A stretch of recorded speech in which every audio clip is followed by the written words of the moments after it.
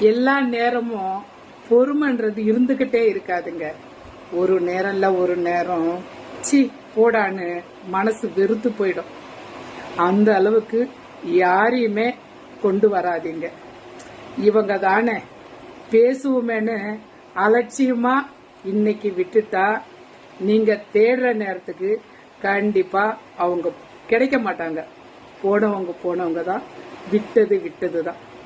அதனால யாரையுமே நமக்கு கண்ணு கெட்ட தூரத்துல இருக்காங்கன்னு சொல்லிட்டு சாதாரணமா நினைச்சிடாதீங்க.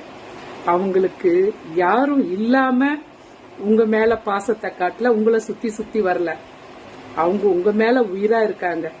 அந்த உயிரை நீங்க இன்னைக்கு விட்டுட்டா உங்களை அப்புறம் யாரும் இதா கூட மதிக்க மாட்டாங்க.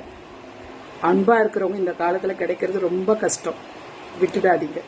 நான் சொல்றது சரிதானே?